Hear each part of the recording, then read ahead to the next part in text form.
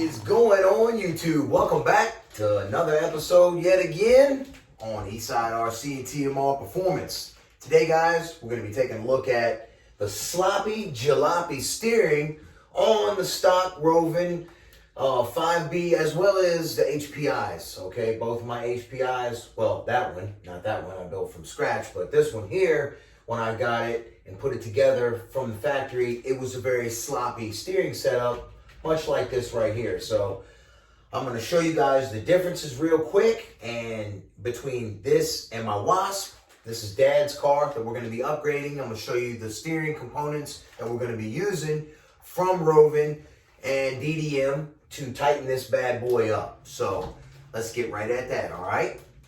And Dad's going to be getting some good goodies like this right here. So some of this stuff here, this transmission is from Dad. I mean, it's from me, for Dad for Father's Day, okay? And I'm doing all this work for Pop for Father's Day, as well as these parts right here I got for Dad for Father's Day. Not these, though. These and all of this I got Dad for Christmas last year. So I'm going to go ahead and get all this stuff put on for Pop so he can enjoy it, enjoy his ride. You know, this Baja is so easy to work on. I'm not going to be filming any of this. I will show you guys when it's all said and done. But you guys have seen the Baja put together many times before. What I want to go over with you guys today is a revision of my Titan Right steering job that I did on my Wasp. We're going to be using some even better components to make this even tighter for Pops. First off, you want to get 2 packs of these right here. These are the old packs, and they come with enough in here, enough spacers, enough shims, but you want to get 2 packs of these, okay? There's the part number TT129 from DDM, Dave's Motors. These come from Dan at Rovan RC. Here is the part numbers for these right here that we will be using to tighten up Dad's steering today, okay? 95-221, strong servo horn, billet. 95-243, a strong billet, link, steering link, and the cam, the steering cam lever that has too much flex in it for the spring. And we're also going to be modding this as well by cutting this spring a couple threads, about 1/8 of an inch off, so that we can tighten the spring and get more tension on the servo saver. I'll go over that during the wrenching part. All right, so let's go ahead and take a look at the differences between these Bajas real quick, okay? Right here, you can see, if you look up in here at my setup. All right, so I'm moving my wheels. Look, I tried to move my servo. But there you go. That's all mine moves, okay? It's not moving. I got a little bit of play right there, see? That can be taken out with that metal piece, that billet piece for that right there. But other than that, that's all I got, man. That little bit right there. And I don't know if I can get around here. And yeah, here we go. You can see right in here. See there? Look at that little no play. That's it. That's the Wasp. See the metal piece in there? Now let me show you Dad's. Dad's is bone stock. First look at it from afar.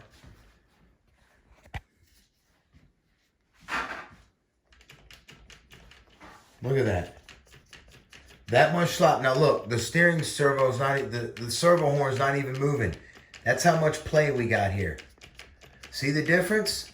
We're going to take every bit of that out, just like that right there, and it's going to be steering and handling just like my Wasp.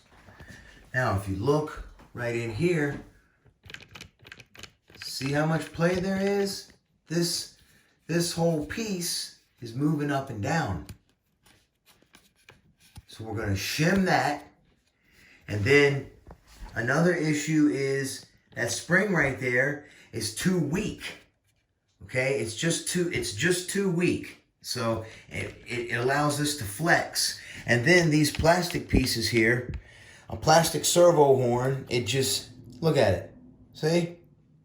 You're not going to get any good steering with flexion like that. All right, so we're going to get rid of all that and tighten this bad boy up. So I'm going to strip this all down, and we're going to take the steering unit out and go over here and build it and show you guys that. And then I'm going to put it back in there and show you the tight and right finished product of it. And that's going to be it for this video.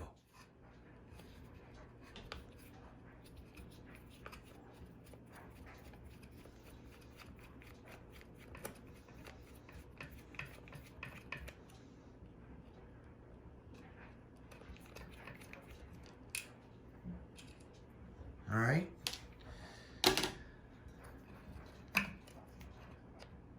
There we go. The whole unit is off. Now we can take it on over to the workbench, fully modify it, bring it back over here, sit it back down in here, and bolt everything back together, and it will be done, Sunski. First thing we want to do is pop these off right here. Also put some new lock nuts in there for you, Dad. Pop those off. Those fit nice and tight as well. Now we're going to take our Fast Eddie shims. Here's the part number for that, remember? We're going to do 5 of those on each side here. Stack them on up. Sit them on the top.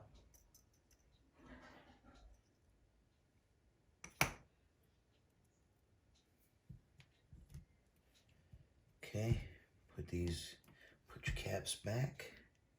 And now we are ready to put this unit on here. You can go ahead and prep this completely ready to go like so. You know what I'm saying? So it'll go just like that. So you can go ahead and put that all together, get it tightened and Loctite this part here. I also cleaned with rubbing alcohol, and I Loctightened as well as fitted this with a lock nut because no headaches for pops.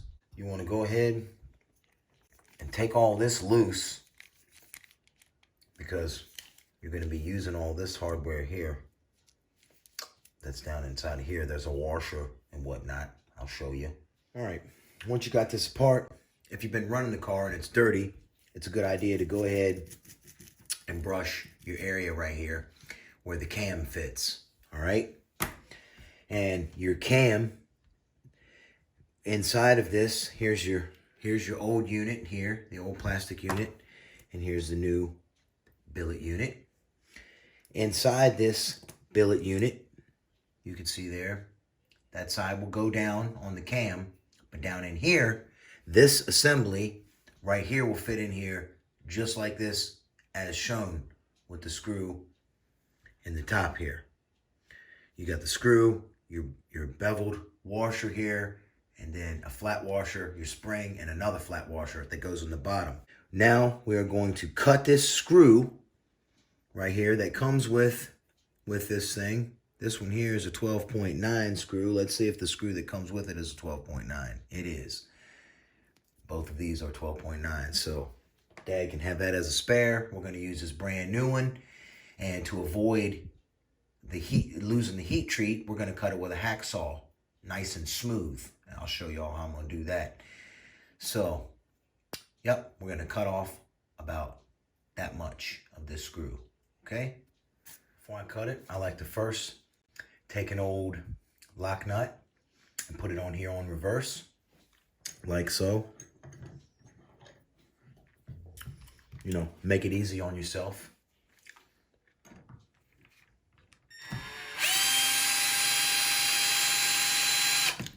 Okay, get it about right there. Take a little Irwin tap like this. Thread it on down in there like so.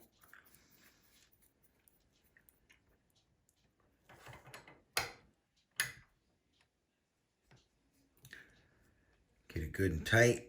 It's basically like a jam nut is what I'm doing there. Now you got a nice guide to lay your hacksaw up against and make a nice cut without introducing any heat into your hardened screw. Should it be a little bird at the end, you just file it up.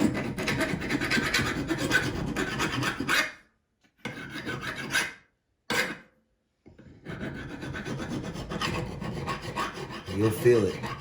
Once it gets smooth like that, your bird is gone. And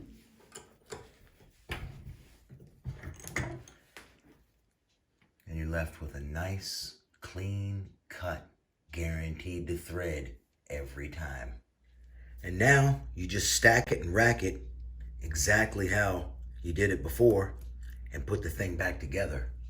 Now that you've got your unit together like this, the screw will no longer reach. So if you try to turn, you'll just be turning away. You need to put some pressure on it like that, but you don't want to knock your lock nut out the back. So put your finger here, push forward, and turn. Okay, you'll know when it gets there. This is easier with a drill, but as soon as it grabs, you'll see it. The spring will start to compress, and then you just look down in there and you can see it start to grab, and you're good to go. You just start tightening.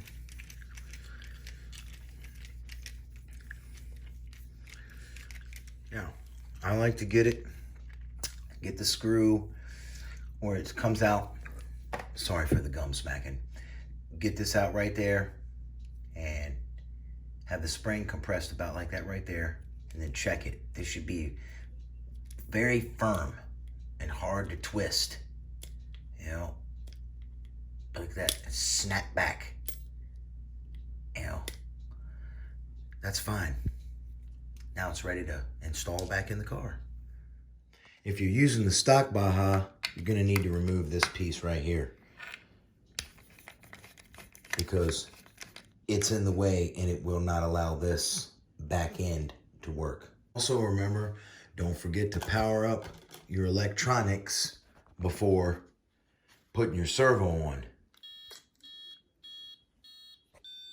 And leave them powered up so that you make sure everything's good and centered.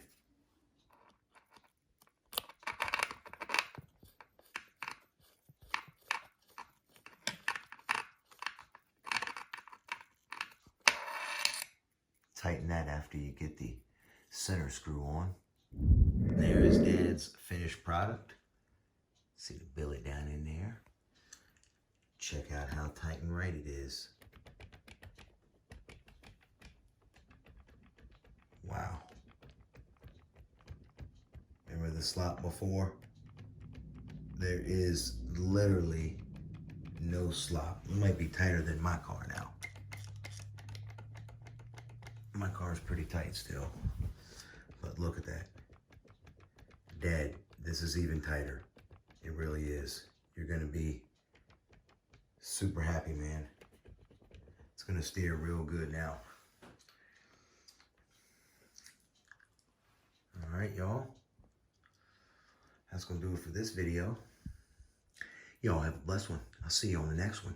Eastside RC and TMR Performance is out.